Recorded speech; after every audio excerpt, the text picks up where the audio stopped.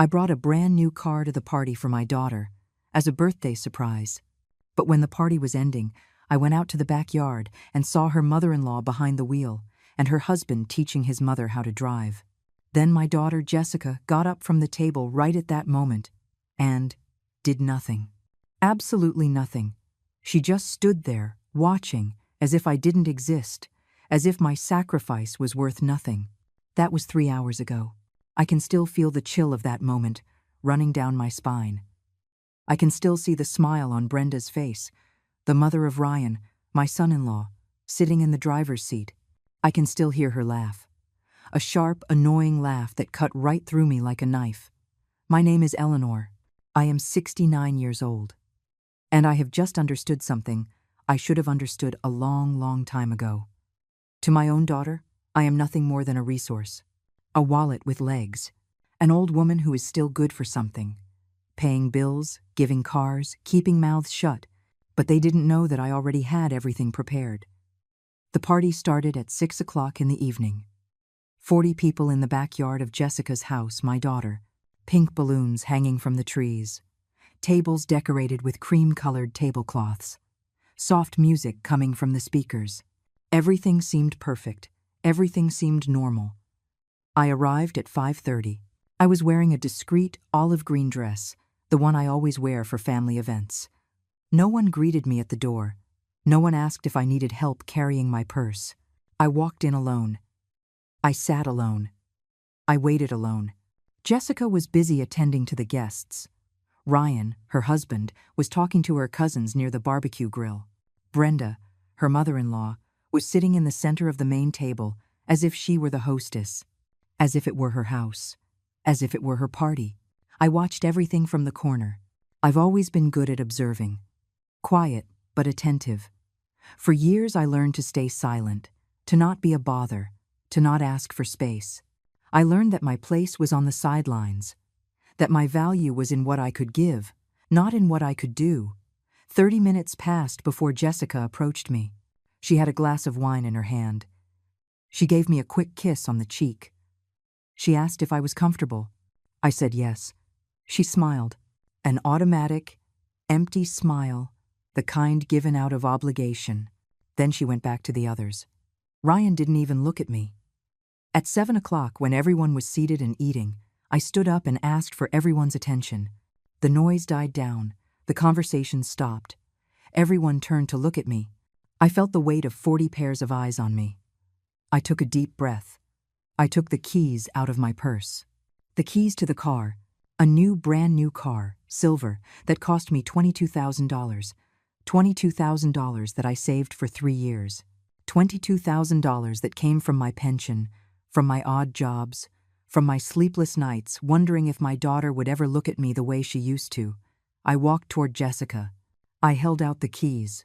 Her eyes widened in surprise. Everyone applauded. There were shouts of excitement.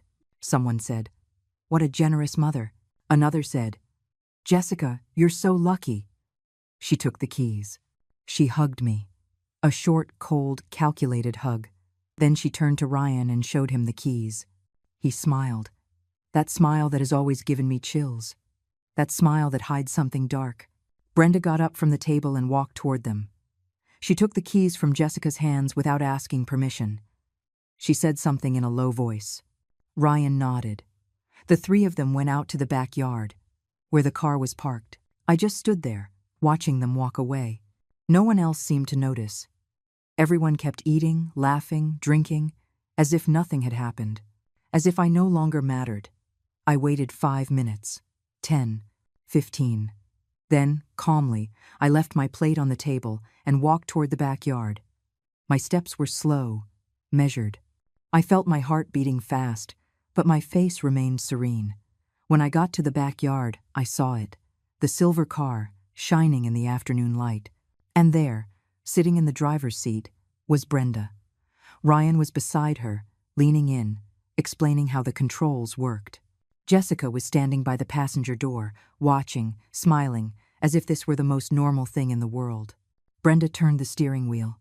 She pressed the accelerator gently. She laughed. She said something I couldn't quite hear. Ryan laughed too. Jessica remained silent, but she did nothing to stop them. I stood there, motionless, observing them. No one noticed my presence. No one turned to look at me. No one asked what I was doing there. I was invisible, transparent, non-existent. Then something inside me broke. It wasn't an explosion. It was a silent, deep, definitive crack, like a fissure in glass that has endured too much pressure for too long. But I didn't scream. I didn't cry. I didn't make a scene. I simply turned around and went back to the party. I sat down in my spot. I took a sip of water. I folded my hands in my lap, and I waited. I waited for them to come back. I waited for them to sit down. I waited for them to keep pretending that everything was fine, because I already knew the truth, and they were about to find it out too. It wasn't always like this. There was a time when Jessica looked at me with different eyes. There was a time when I was her whole world, and she was mine. She was born on a Tuesday in October, 35 years ago. She weighed 7 pounds, 1 ounce. She had dark eyes, like her father, black, curly, rebellious hair. From the first moment I held her in my arms, I knew I would do anything for her, whatever it took. No limits, no conditions. Her father, Richard, died when she was 7 years old. An accident at the factory where he worked. A poorly secured beam. A split second of distraction. And suddenly, I was left alone, a widow at 36 years old, with a little girl and no backup plan. I didn't have time to grieve the way I wanted to. I didn't have time to fall apart. I had a daughter to feed, to clothe, to educate. So I worked. I worked any job I could find, cleaning offices in the mornings, doing laundry in the afternoons, cooking in other people's homes on the weekends. I slept 4 hours a night, sometimes less. Jessica never knew how many meals I skipped so she could have hers. She never knew how many times I wore broken shoes for months so I could buy her new ones. She never knew I sold the few pieces of jewelry I had, the ones Richard had given me, to pay for her private school. I wanted her to have what I never had. Opportunities, education, a better future. I wanted her to be someone, to not depend on anyone, to never have to kneel before life as I had. And she did it. She graduated from college. She got a good job at a graphic design firm. She earned good money. She lived well. She was independent, strong, self-assured. I was proud. So proud that sometimes my chest ached with emotion. But then Ryan appeared. She met him at a work conference. He was a tech equipment salesman. Talkative, charming, with that false confidence of men who need to impress in order to exist. At first, he seemed polite, kind. He brought me flowers when he came to visit her. He asked me how I was. He treated me with respect. But I saw something in his eyes. Something cold. Something calculating. A look that assessed, that measured, that looked for weaknesses. I told Jessica to be careful, to not rush things, to get to know him better before making big decisions. She got upset. She told me I was distrustful, that I was always looking for problems where there were none, that Ryan was a good man and that I should give him a chance. So I kept quiet. I swallowed my doubts. I smiled when I was supposed to smile. I nodded when I was supposed to nod. They got married a year later. The wedding cost $8,000. I paid for half of it. I sold my old car to do it. Jessica didn't ask where I got the money. She just accepted it, as if it were my obligation, as if it were the natural thing to do. After the wedding, everything changed. Slowly, but constantly. Like a silent disease that progresses without you noticing, the calls became less frequent. The visits, sporadic. The Sunday lunches, which used to be sacred, were canceled with vague excuses. We have plans, Mom. We're busy, Mom. Another day, Mom. Ryan always had a reason. A work commitment. A family gathering on his side. A last-minute trip. And Jessica followed him. She always followed him. Then I met Brenda, Ryan's mother. A 66-year-old woman. Hair dyed mahogany. Long nails painted dark red, expensive clothes that screamed money they didn't have. She spoke loudly, laughed louder, and treated Jessica as if she were her employee. The first time I saw her, we were at a restaurant celebrating Jessica's birthday. Brenda arrived late, sat down without apologizing, and began to complain about everything. The food was cold. The service was slow. The table was in a bad spot. Jessica apologized for things that weren't her fault. Ryan laughed as if it were all a joke. I tried to make conversation. I asked Brenda about her family, about her work. She looked at me with disdain. She answered me in monosyllables. Then she turned to Jessica and started talking to her, as if I wasn't even there. That night, on the way home, I felt a weight in my stomach, a sense of danger, of threat. Like when an animal senses something bad is about to happen. The months passed. Things got worse. Jessica stopped asking me how I was. She stopped being interested in my life. When we talked, it was always about her problems, her needs, her money. Because yes, she started asking for money. At first, it was small amounts. $100 here, $200 there. It's just a loan, Mom. I'll pay you back next month. She never paid it back. Then the amounts grew. $500 for a car repair. $1,000 for a credit card debt. $2,000 for some legal problem of Ryan's that I never quite understood. I paid. I always paid. Because she was my daughter. Because I thought that if I helped her, she would go back to being the little girl who hugged me before bed. The teenager who asked me for advice. The young woman who told me I was her hero. But she never came back. At some point, I stopped being her mother. I became her bank, her solution, her emergency resource. And now, sitting at this party, watching her mother-in-law drive the car I gave her, I understand with painful clarity that I lost my daughter a long time ago. The question is, when exactly did she stop loving me? Was it gradual, or was there a specific moment? Was it my fault for giving too much? Or was it their fault for teaching her to take without giving thanks? I don't know, and maybe it doesn't matter anymore. What matters now is what I'm going to do about it. 3 months before the party, I found something I shouldn't have seen. It was a Saturday morning. Jessica had asked me to go to her house to pick up some boxes of old clothes she was supposedly going to donate. She said she'd be out all day, that the boxes were in the guest room, that I should take what I needed. I arrived early. I rang the doorbell. No one answered. I used the key she had given me years ago, the one I was never sure if I should keep or return. I went inside. The house was silent, empty, cold. I went straight to the guest room. The boxes were there, stacked against the wall. But when I tried to move them, one of them tipped over. The contents spilled onto the floor. Clothes, shoes, papers. Lots of papers. I bent down to pick them up.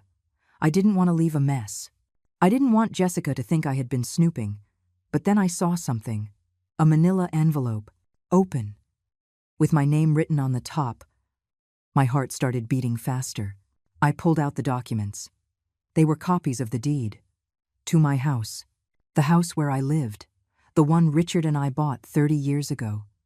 The house that was the only thing that truly belonged to me. The deeds were marked up, underlined. With handwritten notes in the margins, I recognized Ryan's handwriting. Estimated value, $95,000. No mortgage. In the name of Eleanor Graham. There were more papers, bank statements, mine. I didn't understand how they had gotten them. There were red circles around the amounts, my savings, my monthly pension. Everything recorded, everything calculated. And then I saw something worse. A printed conversation. Messages between Ryan and Brenda, dated 2 weeks earlier. Ryan, the old woman has more than we thought. The house is worth almost $100,000, and she still has savings. Brenda, then we have to speed things up. Jessica has to convince her to put the house in her name. For security, she should tell her. Ryan, I already tried. She's resisting. She says she wants to maintain her independence. Brenda, well, insist. Or find another way. We can't wait for her to die. We need that money now. The words stabbed into my chest like shards of glass. I read the message once, twice, 3 times. It hurt more each time. I kept reading. There were more messages. Many more. Jessica, my mom asked why we need so much money lately. Ryan, tell her anything. That it's an investment? That it's for our future? Whatever. Just get her off our backs. Jessica, I feel bad lying to her. Brenda, don't be stupid. She's lived her life. Now it's your turn. That money should be yours anyway. Jessica, you're right. It's just that sometimes. Ryan. Sometimes what? Don't tell me you're having second thoughts. Jessica, no, I just mean we should be more careful. I don't want her to suspect anything. I couldn't breathe. My hands were shaking. The paper crumpled in my fingers. I felt nauseous. I felt rage. I felt an emptiness so deep, I thought it would swallow me whole. My daughter, my own daughter. She knew what they were doing. She wasn't just aware of it, she was participating, accepting, justifying. I sat on the floor, right there, surrounded by papers and lies. I didn't cry. The tears wouldn't come. It was as if my body had forgotten how. I just sat there, staring at the wall, trying to process what I had just discovered. How long had they been planning this? Months? Years? Was every loan they'd asked for part of the plan? Every canceled visit? Every ignored call? I thought about all the times Jessica had told me she loved me. I thought about all the gifts I had given her. I thought about all the sacrifices I had made. And I wondered if any of it had ever been real. If it had ever meant anything to her. I gathered the papers. I folded them carefully and put them in my purse. Then I put everything back as it was. I closed the box. I left the house. I locked the door. I walked to the bus stop. On the way home, my mind was racing. Options, possibilities, strategies, because one thing was clear. I couldn't confront them. Not yet. If I did it now, if I told them I knew the truth, they would find another way to trick me. They would be more careful, more discreet. No. I needed time. I needed to think. I needed a plan. That night, in my house, alone in the dark, I took out the papers and read them again, this time calmly, coldly, as if they were documents about a stranger, as if they weren't talking about my life, my family, my broken heart. And then something changed inside me. It wasn't a moment of enlightenment. It was something darker, more profound, a decision that forms in the parts of you that you never knew existed. If they saw me as a source of money, then I would give them what they expected. I would continue to be the generous mother, the naive old woman, the easily manipulated woman. But while they played their game, I would play mine. And when the time came, when I had all the pieces in place, I would teach them something they had clearly forgotten. That underestimating a quiet woman is the most dangerous mistake anyone can make. I called Grace that same night, my only true friend, the only person I could still trust. I need your help, I told her, and I need you to not ask questions just yet. She answered without hesitation. Tell me what you need. And that's how it all began. The plan, the revenge, the justice, or maybe, simply, my liberation. Grace arrived at my house the next day. She brought coffee and donuts, as if it were a normal visit, but when I closed the door and showed her the papers, her face changed. I saw her turn pale. I saw her clench her jaw. I saw her transform from a sympathetic friend to a fierce ally in seconds. Sons of bitches, she said, and she didn't apologize for the language. I didn't ask her to. We sat at the kitchen table. I spread all the documents out in front of us. The messages, the bank statements, the marked up deeds. It was all there. The complete evidence of a calculated, cold, systematic betrayal. Grace read every paper carefully. Then she looked at me with those gray eyes that had always seemed capable of seeing past the lies. What do you want to do? She asked. I don't know, I answered. And it was true. The rage had given me clarity, but not direction. I knew I couldn't stay still. I knew I couldn't pretend nothing had happened, but I didn't know how to proceed. I do, Grace said. You need to protect yourself. Legally, financially, emotionally. And you need to do it now. She was right. Of course she was right. But something inside me resisted. There was still a tiny piece of maternal hope clinging to the possibility that this was a misunderstanding. That Jessica didn't really know how serious it was. That I could still save her. Grace must have seen the doubt on my face because she took my hand and squeezed it hard. Eleanor, she said, listen to me closely. Your daughter is robbing you. Not just of money. She's robbing you of your dignity, your respect, the years you have left. And if you don't do something now, she is going to leave you with nothing. Do you understand? I nodded. Because I did understand. Because deep down, beyond the denial and the pain, I already knew it. That same afternoon, Grace took me to see a lawyer. His name was Michael Roth. He had a small office downtown. He was a man in his 50s, serious, with thick glasses and a way of speaking that conveyed confidence without arrogance. I told him everything. I showed him the documents. I explained the situation. He listened without interrupting. He took notes in a yellow legal pad. He nodded from time to time. At the end, when I finished, he leaned back in his chair and sighed. Mrs. Graham, he said, you are in a vulnerable position.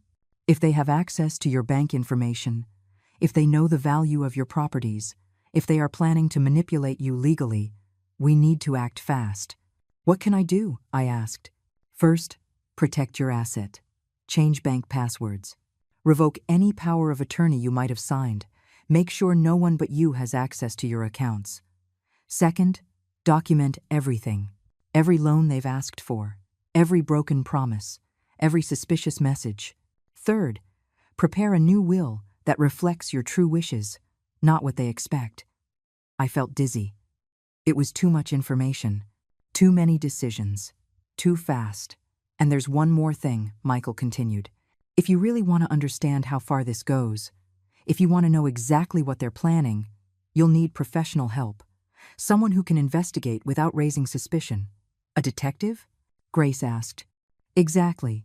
2 days later, I met Frank Doyle, a private investigator, an ex-cop, a 62-year-old man with a weathered face and a gaze that missed no details. He worked from a small office that smelled like old coffee and paper. I explained what I needed.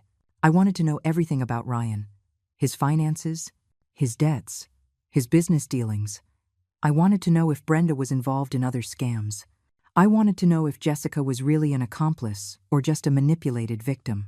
Frank took the case. He charged me $1,500 up front. He said he would have results in 3 weeks. In the meantime, I had to keep acting normal. I had to see Jessica, talk to her, pretend that nothing had changed. I had to smile when she called. I had to accept her excuses when she canceled plans. I had to keep being the naive mother they thought I was. It was the hardest performance of my life. Jessica called me a few days later. She needed money again. $800 to repair the refrigerator. I said yes. I transferred the money without questions. She thanked me briefly and hung up. I wrote down the transaction in a notebook. Date, amount, reason, everything recorded. I changed all my passwords. I opened a new account at a different bank. I transferred half of my savings there. I left enough in the old account so they wouldn't get suspicious, but not enough that they could do real damage. I visited a notary. I updated my will. In the previous version, Jessica inherited everything. In the new one, she would only inherit a fraction. The rest would go to charitable institutions, to nursing homes, to organizations that helped elderly women abandoned by their families. The notary asked if I was sure. I told him I had never been more sure of anything in my life. 3 weeks later, Frank summoned me to his office. He had a thick folder, brown, full of papers, photographs, screenshots. He sat across from me. He opened the folder, and he began to speak. Ryan had debts, lots of debts, maxed out credit cards, unpaid personal loans. He had even borrowed money from loan sharks. He owed more than $40,000 in total. Brenda was worse. She had a history of minor scams. She had been sued twice by tenants she had tried to cheat out of their deposits. She had worked in pyramid schemes. She had restraining orders from 12 partners of her other children. And Jessica knew everything. The messages between her and Ryan were clear. She knew about the debts. She knew the plan was to use my money to pay them off. She knew they were lying to me, and she had decided it was okay, that I had lived long enough, that my money was more useful in their hands than in mine. Frank showed me photographs of the 3 of them meeting in coffee shops. in restaurants, planning. There were audio recordings of phone conversations where they talked about me as if I were a problem to be solved. Un obstacle. A nuisance. I'm sorry, Frank said. I know this isn't what you were hoping to hear. But he was wrong. It was exactly what I was hoping to hear. Because deep down, I already knew. I just needed confirmation. I just needed proof. Is this enough to protect me legally? I asked. More than enough, he replied. I paid the rest of his fee. I took the folder. I left that office with something I hadn't felt in months. Control. That night, alone at home, I opened the folder again. I looked at the photographs of my daughter, my beautiful daughter, the child I had held in my arms, the teenager I had comforted during her first heartbreak, the woman I had applauded on her graduation day, and I felt nothing. Just a cold emptiness where love used to be. I closed the folder. I put it in a safe place, and I began to plan Jessica's birthday party, the party that would change everything, the party where they would finally stop underestimating me. The car was Grace's idea. We were sitting in my living room one Tuesday afternoon, reviewing options. I wanted something decisive, something that would make it clear who they really were, but I didn't know how to do it without seeming vengeful, without seeming cruel, without seeming like the villain of my own story. You need to give them exactly what they expect, Grace said. You need to be the generous mother one last time, so generous they can't resist, so generous that they trust you completely. And then? I asked. Then you take it all away at once, in front of witnesses. So they can't deny it, so everyone sees who they really are. I thought about her words for days. Give them what they expect. Be generous. Too generous. So generous they would let their guard down completely. And then it occurred to me, Jessica's birthday was in 2 months. She was turning 36. She had always wanted a new car. She mentioned it constantly. She complained that hers was old, noisy, unreliable. What better gift than a car? What better bait? I went to 3 different dealerships. I looked at models. I asked for prices. I did the math. Finally, I chose one. Silver. 4-door. Brand new. $22,000. It was almost everything I had left in accessible savings. But it didn't matter, because it wasn't really a gift. It was an investment. The most important investment of my life. I signed the papers. I paid in cash. The salesman looked at me with surprise. Few women my age bought cars like that. So quickly, so decisively. I told him it was for my daughter, that I wanted to surprise her. He smiled and congratulated me on being such a good mother. If he had known the truth, he probably wouldn't have smiled. The car would be ready in a week. In the meantime, I had to organize the party. And here came the delicate part. I had to do it in a way that seemed natural. I couldn't be the one organizing everything. That would raise suspicions. I had to make Jessica believe it was her idea. I called her one Sunday afternoon. I told her I felt bad for not having seen her much lately. That I wanted to do something special for her birthday. Something big. Something memorable. You don't have to do anything, Mom, she said. But her voice sounded interested, curious. I know I don't have to, I replied. But I want to. Let me throw a party at your house. Invite whomever you want. I'll take care of everything. The food, the drinks, the decorations. Just tell me how many people. There was a silence. I could hear her thinking. Calculating. Surely wondering how much money she could get out of this. Are you sure? She finally asked. Completely sure. Well, if you insist. It would be about 40 people. Is that okay? Perfect. We hung up. I smiled. The hook was set. Over the next few weeks, I became the perfect mother. I called Jessica every other day to ask about party details. What food did she want? What music? What kind of decorations? She gave her opinions. I wrote them all down. I made her feel important, heard, loved. I hired a catering service. I chose the most expensive menu. Shrimp, grilled steaks, gourmet salads, imported desserts. $1,200 just for food. I hired a DJ. $300 for 4 hours. I bought decorations. Balloons, tablecloths, centerpieces, lights, another $200. In total, the party cost me almost $3,000. Added to the car, it was $25,000. Practically all my liquid assets. But every dollar spent brought me closer to my goal, and the goal was priceless. Michael, the lawyer, helped me with the legal part. We prepared documents, certificates, proof, everything I would need for the final moment.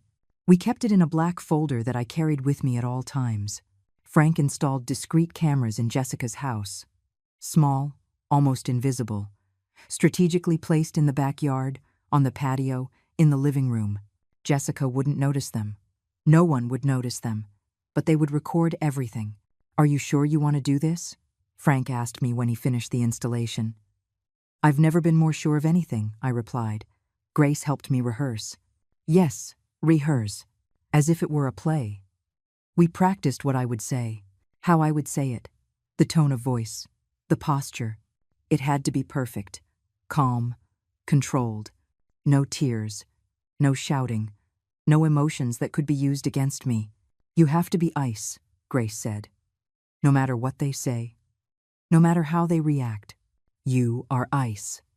I practiced in front of the mirror, over and over, until my face showed nothing, until my voice didn't tremble, until I could say the most painful words with the same calmness I used to order coffee. 3 days before the party, Jessica called me. She sounded excited, almost euphoric. "Mom, you don't know how much I appreciate everything you're doing. Really. I know I haven't always been the best daughter, but I want you to know that I love you very much." The words cut through me like knives. Because she sounded sincere. Because for a second, just 1 second, I wanted to believe her. I wanted to believe that maybe there was a chance this was all a misunderstanding, that we could still fix this. But then I remembered the messages, the secret meetings, the conversations where they called me the old woman, where they talked about my death as if it were a convenient solution. "I love you too, honey," I said. And it wasn't a complete lie, because I still loved the little girl she had been. I still loved the memory of who she could have been. I just no longer loved the woman she had become. The day before the party, I went to pick up the car. It shone in the Sunday perfect, new, expensive. The salesman handed me the keys with a smile. "Your daughter is very lucky," he said. "Yes," I replied. "She is." I drove the car to a parking lot near Jessica's house. I left it there, covered with a tarp.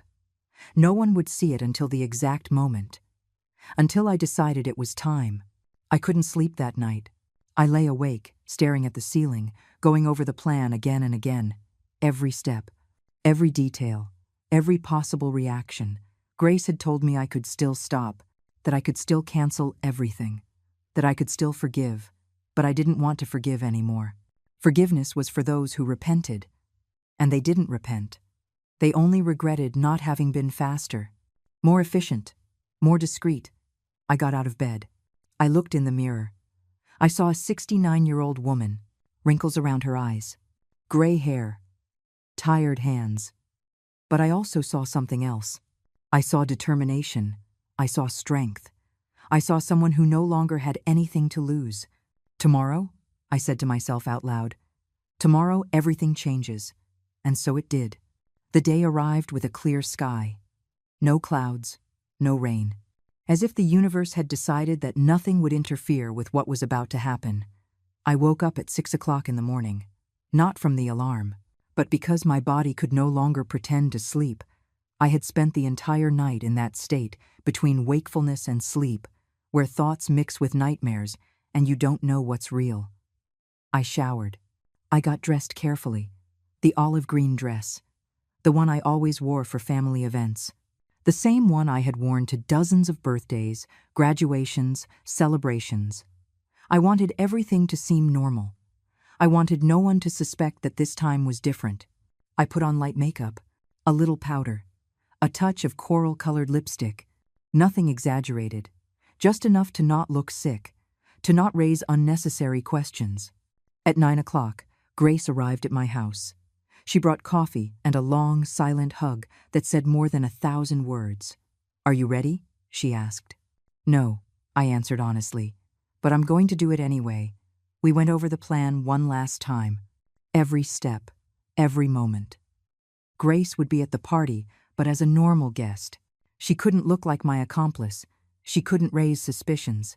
Her job was to observe, record discreetly with her phone from different angles, and be ready to intervene only if something went terribly wrong.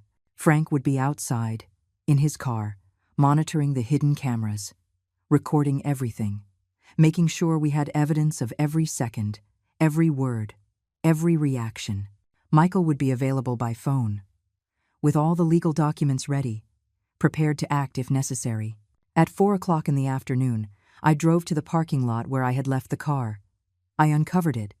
It was still shining, perfect, immaculate, the most expensive trap I had ever set in my life.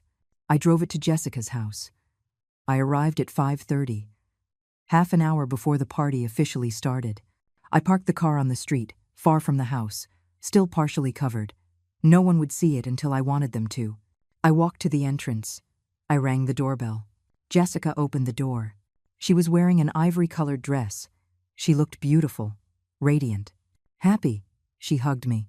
A brief, superficial hug, but enough for any observer to think we were a normal mother and daughter. "Mom, thanks for coming early. Can you help me with a few things?"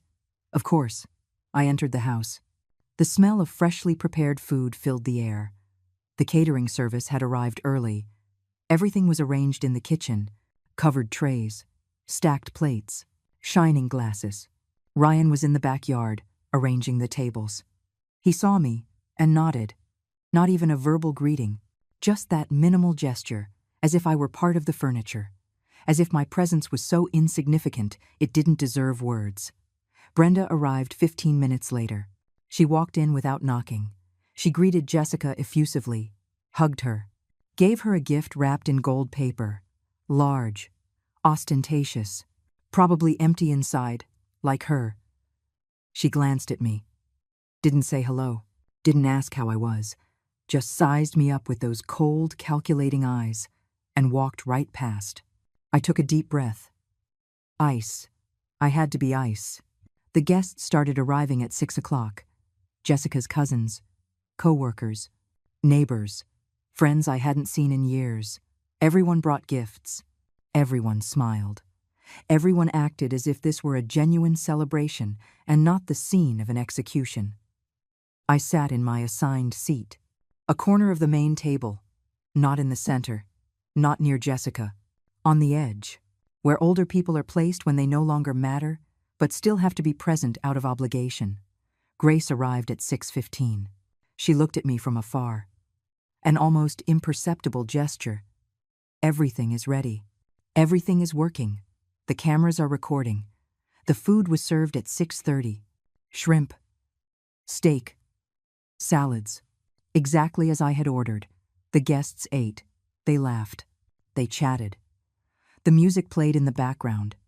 Everything was perfect on the surface. Everything was rotten underneath. At 7 o'clock, when everyone was seated, eating, relaxed, I stood up. I felt all eyes turn to me. I felt the weight of 40 pairs of eyes waiting, wondering what the old woman would say, what sentimental speech the doting mother would give. I took a deep breath. I took the keys out of my purse. The keys to the car. Shiny. New.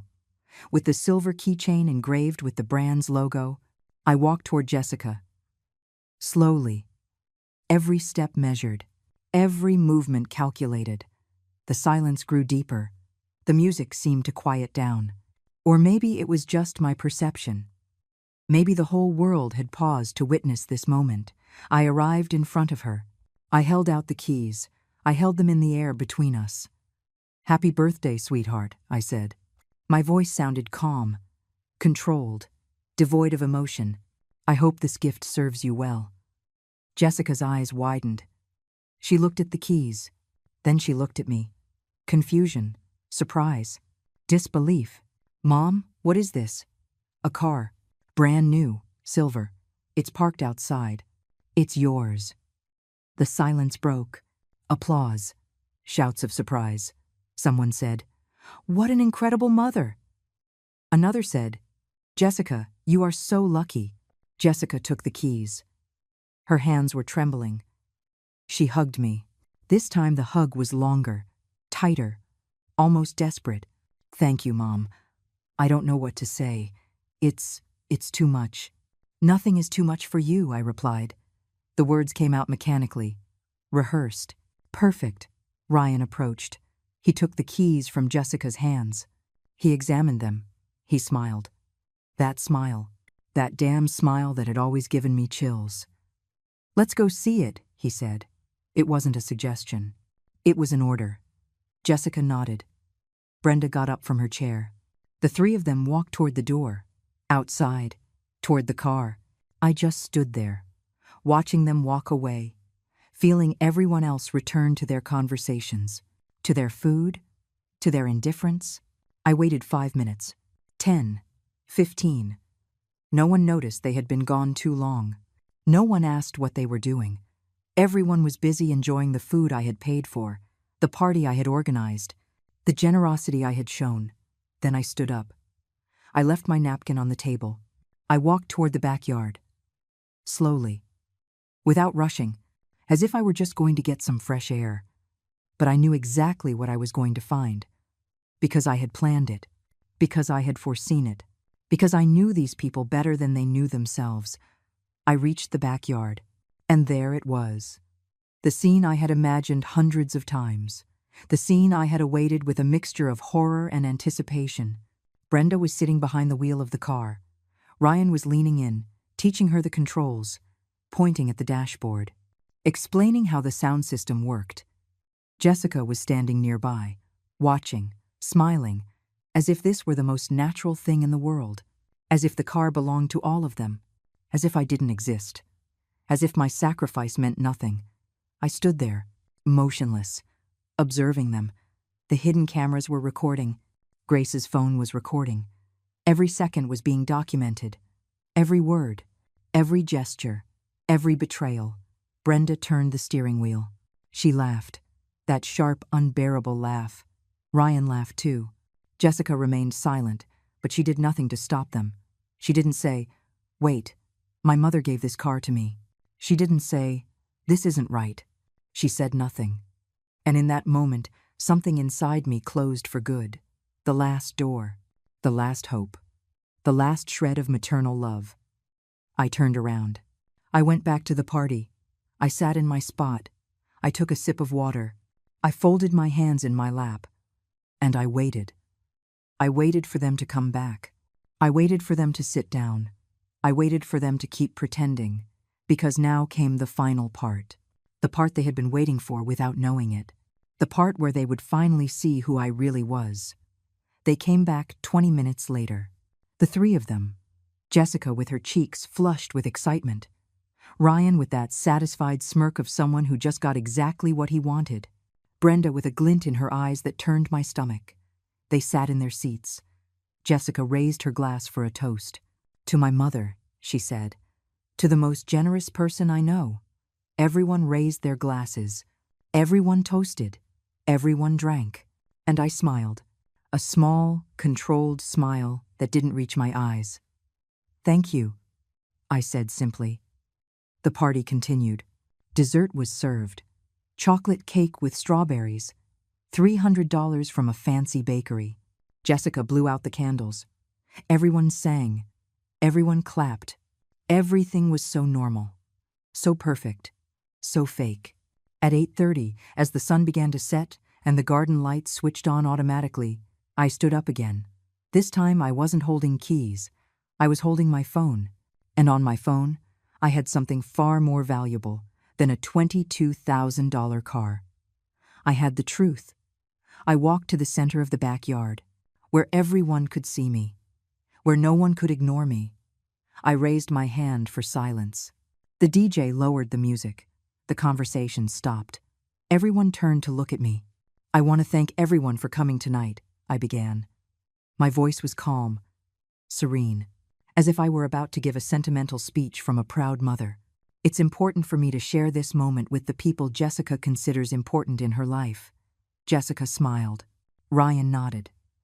Brenda looked at me with that expression of polite boredom that people have when they're waiting for an older person to finish talking. I have been a mother for 36 years, I continued. And during those years, I have given everything I had. My time, my energy, my money, my love, everything. Because that's what mothers do. They give without expecting anything in return. Some people nodded. Others smiled tenderly. Grace watched me from her table. Her eyes said, "Go on. I'm here. You're not alone." But recently, I continued, I discovered something interesting. I discovered that not all people value sacrifices in the same way. Some people see love as an obligation. Others see it as an opportunity. The atmosphere changed, subtly, like when the air grows heavy before a storm. Jessica frowned. Ryan sat up straighter in his chair. Brenda stopped smiling. I took out my phone. I connected it to the sound system the DJ was using. I had practiced this with Grace. I knew exactly how to do it. The DJ looked at me, confused, but didn't object. "I want to share something with you," I said. "Something I found a few months ago. Something I think everyone should hear." I tapped the screen. The first audio recording began to play. Ryan's voice filled the backyard. Clear, unmistakable. The old woman has more than we thought. The house is worth almost $100,000, and she still has savings. Silence. Absolute silence. As if someone had pressed the pause button on life itself. Then Brenda's voice. "Then we have to speed things up. Jessica has to convince her to put the house in her name." I heard indrawn breaths. Murmurs. Someone said softly, "Oh my God." Jessica stood up. "Mom, what are you doing?" I didn't answer. I tapped the screen again. Another audio file. This time it was Jessica, her own voice betraying her. "I feel bad lying to her." And Brenda responding, "Don't be stupid. She's lived her life. Now it's your turn. That money should be yours anyway." Jessica turned pale. Ryan jumped to his feet. "Turn that off. Now." But I didn't turn anything off. I tapped the screen one more time. The next audio file was a conversation between Ryan and Brenda, more recent. From 2 weeks ago. "If she doesn't die naturally soon, maybe we'll have to help the process along. A nursing home. Somewhere she can't control her money." Brenda laughing. "I like how you think, son." The murmurs turned into stifled gasps. Several people got up from their tables. A woman I didn't know brought her hand to her mouth. An older man shook his head. Grace had her phone out. She was recording everything. The reactions, the faces, the real-time collapse. "Mom, please." Jessica walked toward me. There were tears in her eyes. But I could no longer tell if they were tears of remorse or just shame at being caught. "Let me explain. It's not what it looks like. It's not what it looks like," I repeated. My voice was still calm. "Cold. Ice. Then explain it to me. Explain it to everyone. Explain how for months you planned to steal from me. How you lied to me every time you borrowed money. How you allowed your husband and mother-in-law to talk about my death as if it were a convenient solution. I never wanted. They pressured me. They pressured you," I repeated. "And you gave in. Over and over. Without a second thought. Because it was easier to betray me than to stand up to them." Ryan walked toward me aggressively. "That's enough. This is our house. Get out of here. Now," I laughed. It was a short, dry, humorless laugh. "Your house? This house is in Jessica's name. But do you know what else is in Jessica's name? Nothing. Absolutely nothing else. Because everything she has, every piece of furniture, every appliance, every cent in her bank account, came from loans she asked me for and never paid back. Loans that add up to over $35,000. I pulled papers from my purse. Documents, receipts, bank transfers, all printed, all recorded, all dated and signed. I have proof of every transaction, of every lie, of every manipulation. And now all of you are witnesses." The guests were in shock. Some were muttering among themselves. Others looked at Jessica with expressions of disgust. One of her cousins stood up and left the backyard without a word. Brenda finally found her voice. "This is ridiculous. You're a crazy old woman making things up. No one is going to believe you." I tapped the screen again. This time, it wasn't audio, it was video. recorded by the hidden cameras Frank had installed. The video showed Brenda and Ryan in the kitchen of this very house. It was from 3 weeks ago. I had stopped by to drop off food, and they didn't know I was recording. In the video, Brenda said, "When that old woman becomes too much of a bother, we'll send her to a nursing home and sell her house. Problem solved." Ryan replied, "Jessica has to sign the power of attorney papers first. Without that, we can't do anything." Brenda smiled. "She's almost convinced her. It's just a matter of time." The video stopped. The silence that followed was so thick you could cut it with a knife. Brenda tried to speak. That was taken out of context." "Context?" I interrupted. "What context makes planning to strip someone of their home acceptable?" More people got up. More people left. The party was disintegrating before my eyes, and I remained standing, firm, unwavering. Jessica sank into her chair. She was crying openly now. "I'm sorry. I'm so sorry. I don't know what I was thinking. Please, Mom, please." I looked at my daughter, the child I had held in my arms, the teenager I had comforted, the woman who had betrayed every principle I tried to teach her, and I felt nothing, just emptiness. "Your apologies mean nothing," I said, "because you don't regret what you did. You only regret getting caught." Ryan tried to grab my phone. "Give me that." "You have no right." I stepped back. Grace stepped between us. Other guests also moved closer, forming a protective barrier. Frank had entered the backyard, tall, imposing, ready to intervene if necessary. "Don't touch me," I said with a firm voice. "Don't you dare." The backyard was practically empty now. Only about 10 people remained, those closest to Jessica, the ones who wanted to see how this ended. "But this doesn't end here," I said finally. "This is just the beginning, because the best part is still to come." Jessica looked up, confused, scared. "What? What do you mean?" I smiled. A real smile this time. A smile of pure satisfaction. "Wait and see." I took the black folder out of my purse, the one Michael had prepared, the one I had been carrying with me for weeks. Waiting for this exact moment, I opened it slowly, deliberately, letting the tension build, letting everyone left in the backyard wonder what else could possibly come after everything they had already witnessed. "For the last 3 months," I began, "while you were planning how to take everything from me, I was busy too. But unlike you, I wasn't planning to steal. I was planning to protect myself." I took out the first document, an official paper with notary seals. "This is my updated will, signed and certified 2 months ago. In the previous version, Jessica inherited everything. My house, my savings, my belongings, everything."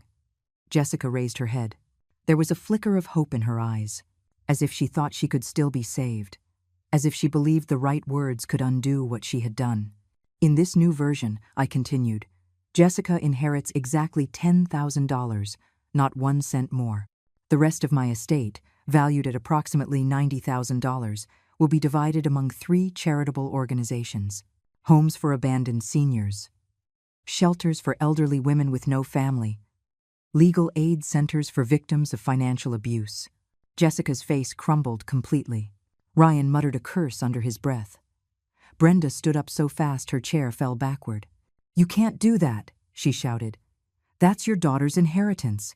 It's her right." "No," I replied with icy calm. "It's my money. I decide what to do with it. And I've decided it will be more useful helping people who truly need it. People who were betrayed by their own families. People like me." I took out another document. This one was thicker, with more seals, more official. "This is the deed to my house. As you can see, it is still entirely in my name. No mortgage, no liens, no power of attorney whatsoever signed over to anyone." I looked directly at Jessica. 2 months ago, you asked me to sign a power of attorney. You said it was just a precaution, so you could help me if I ever got sick. Remember?" Jessica didn't answer. She just stared at the floor. "I signed that document," I continued. "But what you didn't know is that immediately afterward, I went to my lawyer and had it formally revoked. The power of attorney you think you have is worthless. It's a legally void piece of paper. Ryan approached. His face was red with rage. "You damned old woman. You tricked us." "No," I corrected him. "I protected myself. There's a difference. You tried to trick me. I was simply smarter. I took out more papers, bank statements. I also closed my main bank account, the one you knew about, the one Jessica used as a reference when she needed to know how much money I had available to borrow." Jessica's eyes widened in horror. "What?" "I opened a new account at a different bank. I transferred all my funds there 10 weeks ago. The old account has exactly $500 in it, enough to keep it active, but nothing more. So all the money we thought you had? It's still mine, completely out of your reach, completely protected." Brenda was furious. She was shaking with rage. "You planned all this. You set a trap for us." "Yes," I admitted without remorse. "I did, exactly. Because you underestimated me. You thought I was just a stupid, weak old woman. You thought you could manipulate me without consequences. You were wrong." I took out another document. This one hurt me more than all the previous ones, because it was the most definitive, the most irreversible. "This is a recovery contract for the car I just gave you." The silence was absolute. "What? What do you mean?" Jessica asked, her voice trembling. "The car was never truly yours. I purchased it in the name of a leasing company. It's registered under a special contract that allows me to recover it at any time within the first 72 hours. It's completely legal. My lawyer verified it. I looked at my watch. It has been 3 hours since I gave you the keys, which means I still have 69 hours to exercise my right of recovery." Jessica was speechless. "No, you can't. I thought. You thought it was a genuine gift. And it would have been. If you had shown even a minimum of respect, if you had stopped your mother-in-law from sitting behind the wheel as if it were hers, if you had said something, anything." I took out my phone again. I called a number I already had on speed dial. "Mike, this is Eleanor Graham." "Yes, proceed with the repossession. Send the tow truck to this address. Right now." I hung up. Jessica staggered to her feet. "Mom, no, please. The car. I need it. My old car is about to break down. Please." "You should have thought of that earlier," I replied, emotionless. Grace walked over to me. She touched my shoulder gently. "Are you okay?" she whispered. I nodded. I was more than okay. I was free. I took the last document from the folder. This one was a letter, handwritten. By me. During one of those sleepless nights when I was processing all the pain they had caused me. "This is for you, Jessica," I said, handing her the paper. "Read it when you're alone, when all these people are gone. When Ryan and Brenda are no longer here telling you what to think or what to feel." Jessica took the letter with trembling hands. "What is it?" "It's my goodbye," I replied. "It's everything you needed to hear, but never dared to ask. It's the complete truth. No filters. No pretenses." I turned to leave. Grace followed me. Frank was already at the door, waiting for us. "Where are you going?" Jessica asked, desperate. "You're just leaving? Like this?" I stopped. I turned to look at her one last time. "Yes," I said simply. "I'm leaving. Because I have nothing left to do here. Because you stopped being my daughter. The day you decided my money was worth more than my dignity. But I'm your family." "No," I interrupted. "Family isn't about blood. It's about respect. About genuine love. You are not my family. You stopped being that a long time ago." Ryan took a step toward me. "If you leave now, don't come back. Don't expect Jessica to take you in when you're old and sick and need help." I laughed. A real, liberating laugh. "You think I'm afraid of growing old alone? I am already alone. I've been alone ever since you entered our lives. The difference is that now I accept it, and I prefer it. I prefer honest solitude 1,000 times over than the company of vipers." Brenda spat on the ground. A vulgar, desperate gesture. "You're a bitter old woman. A bitter old woman who's going to die with no one to love her." "Maybe," I replied, "but I will die with dignity, with a clear conscience, knowing I don't owe anyone anything. knowing I didn't let them turn me into a victim. Can you say the same? I didn't wait for an answer. I left the backyard. I left the house. I heard Jessica calling my name. I heard sobs. I heard shouting. But I didn't stop. On the street, the tow truck was already arriving. The driver got out and greeted me. I showed him the papers. He nodded and began to prepare the equipment to take the car. Jessica ran out of the house. "No, please, don't take the car." But it was too late. The car was hooked, lifted, taken away. And with it went the last illusion that anything could be saved between us. I got into Grace's car. Frank got into his own vehicle behind us. As we drove away, I looked in the rearview mirror. I saw Jessica kneeling in the street. I saw Ryan screaming. I saw Brenda gesticulating furiously, but I didn't care anymore. They weren't my problem. They weren't my responsibility. They were just strangers I once thought I knew. Grace drove in silence for the first 20 minutes. I looked out the window. The streets passed by. The city lights were beginning to turn on. The sky was gradually darkening, as if the universe were closing one chapter and preparing another. I didn't cry. I thought I would. I had imagined this moment so many times, and in every version, I ended up broken, sobbing, destroyed by the pain of losing my daughter. But I felt none of that. I only felt relief. Like when you finally let go of something heavy you've been carrying for years. Like when you stop pretending it doesn't hurt and admit the truth. "Where do you want to go?" Grace finally asked. "Home," I replied. "For now." She nodded. She knew for now meant something temporary. She knew I had already made bigger decisions. Decisions I hadn't yet shared with anyone. We arrived at my house 40 minutes later. The house Richard and I bought 30 years ago. The house where I raised Jessica. The house full of memories that now felt like ghosts. We went inside. Grace made tea. We sat in the living room.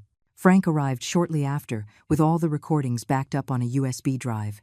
"It's all here," he said, handing me the device. "Every audio file, every video, every piece of proof. Just in case you need anything else in the future." "Thank you," I said, and I put it in a safe place.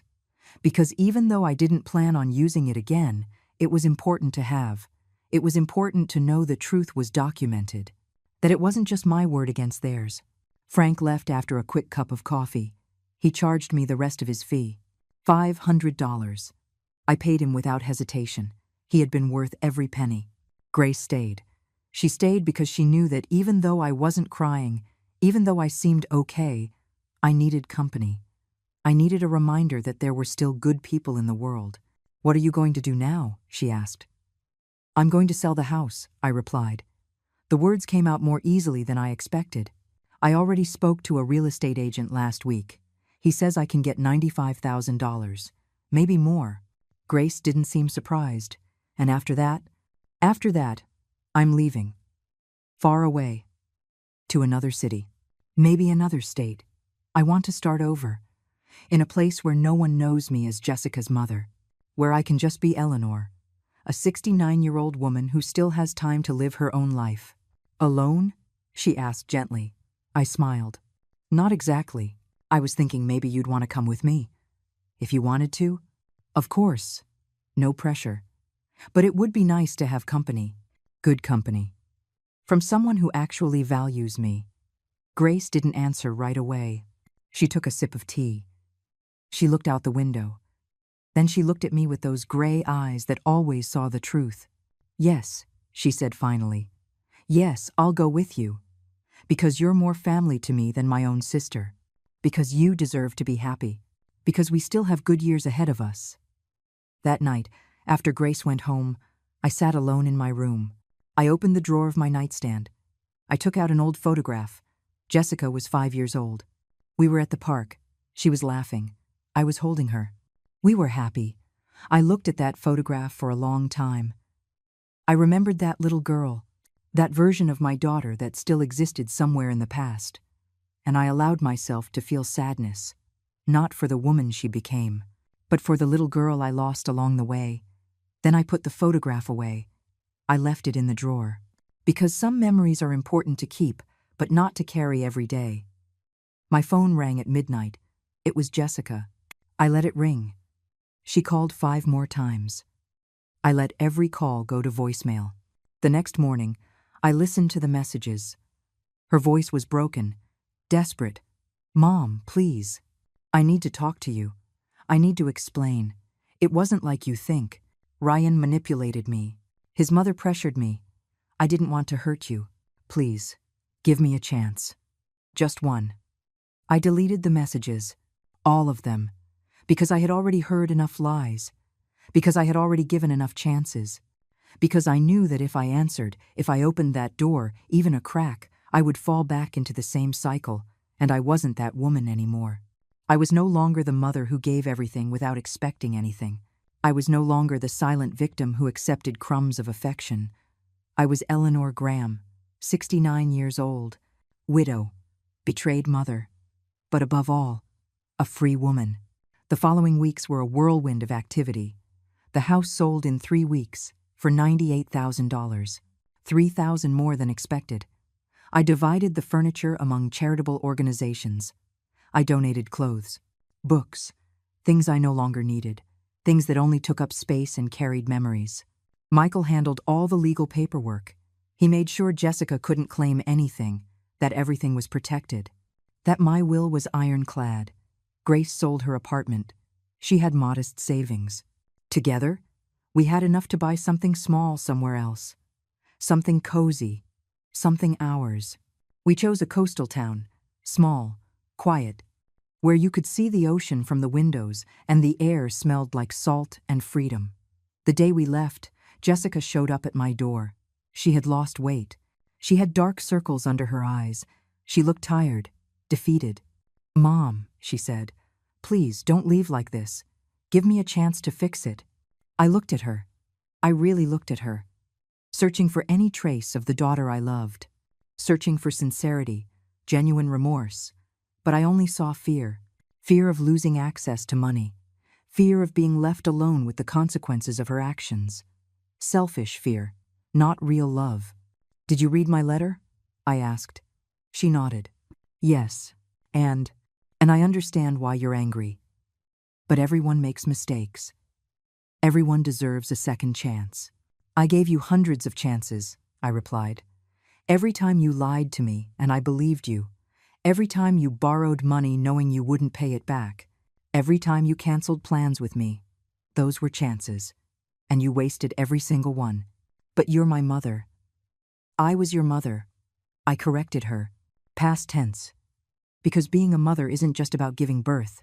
It's about being present. It's about protecting. It's about loving unconditionally. I did all of that. You didn't. You chose Ryan and Brenda over me, time and time again. That was your choice. Now live with it. So you're just abandoning me? After everything? "No," I said with final calm. "You abandoned me first. I'm just accepting the reality you created." Grace came out of the house with the last boxes. She put them in the car. Then she stood beside me, a supportive presence, a reminder that I was not alone. "It's time to go," Grace said softly. I nodded. I looked at Jessica one last time. "I wish you the best," I said. And it was true. I didn't wish her harm. I just wanted her far away from my life. I hope one day you understand what you lost. Not the money, not the inheritance, but genuine love. That's what you really lost, and you can't get that back with empty apologies. I got in the car. Grace started the engine. As we drove away, I saw Jessica in the rearview mirror, standing on the sidewalk, alone, watching me leave. And I felt no guilt. I felt no remorse. I only felt peace. 5 months later, Grace and I were living in our little house by the sea. We woke up to the sound of the waves. We drank coffee on the terrace. We walked on the beach every afternoon. I made new friends, women my age with similar stories, women who had also been betrayed, abandoned, underestimated, but who had chosen to get back up, to move on, to live. Jessica tried to contact me several more times. Messages, letters, even a package with old photographs, as if that could change anything. I didn't answer any of them, because there was nothing left to say. Because some doors, once closed, must stay that way. One afternoon, sitting on the terrace watching the sunset, Grace asked me, "Do you ever regret it?" I thought about the question. I really thought about it. "No," I replied finally. "I don't regret it. Because for the first time in decades, I'm free. Free from expectations. Free from manipulation. Free from loving people who didn't love me back. And what comes now?" I smiled. "Now, I live. I just live. For me. By me. As it should have been a long time ago." That night, I wrote in my journal. Something I hadn't done since I was young. I wrote about everything that had happened. About the pain. About the betrayal. About the liberation. And I finished with one sentence. A sentence that summed up everything I had learned. My name is no longer hers. My story is just beginning. I closed the journal. I looked out at the dark sea. And for the first time in years, I felt whole. Not as a mother, not as a victim, not as a woman who existed to serve others, but as Eleanor. Simply Eleanor. And that was more than enough.